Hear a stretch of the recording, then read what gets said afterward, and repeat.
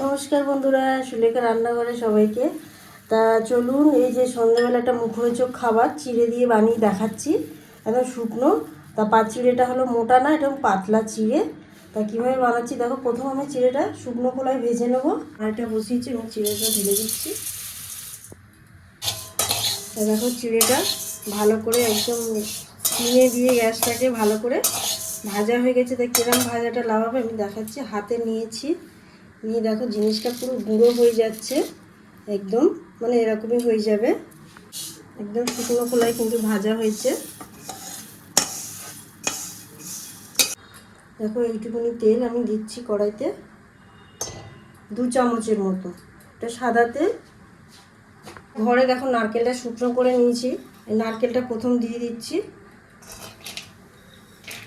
গ্রামের মতন চিনে বাদাম আছে, কিশমিশ ব্যবহার করলাম। এটা হলো আদার খোসা, এটা আদা নয়, আদার খোসা দিয়ে দিলাম।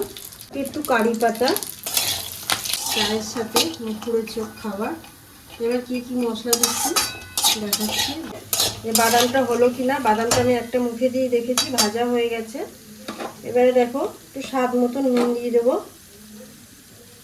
একটু অল্প হলুদের গুঁড়ো দিলাম, তারপর একটা জিরের গুঁড়ো, ধনের গুঁড়ো দিলাম। এবার মশলাগুলোকে দেবো, দিয়ে ভালো করে নাড়বো। আর এবার যেহেতু এগুলো সব ভাজা হয়ে গেছে, এর ওপর দিয়ে আমি সাদা তিল ছড়িয়ে দিচ্ছি। তার সময় পুরো সিমে রাখতে হবে। আর একটু স্বাদ মতন আমি লাল লঙ্কার গুঁড়ো দিচ্ছি। চিনি দিয়ে দিলাম, চিনিটা গুঁড়ো করা।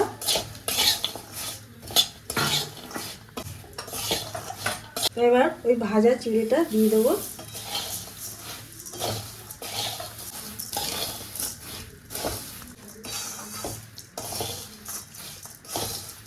দেখো একদম পুরো আওয়াজটা বুঝতে পারছো যে জিনিসটা পুরো রেডি হয়ে গেছে।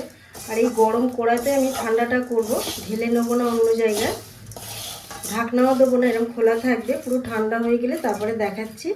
ঠান্ডা হয়ে গেছে একদম। আমি এবারে এগুলো বোতলে অনেক দিন ধরে ভরে রাখা যায়, 15-16 দিন ধরে খাওয়া যায়। কত সুন্দর, তেল নেই কিছু নেই, একদম শুকনো। আমি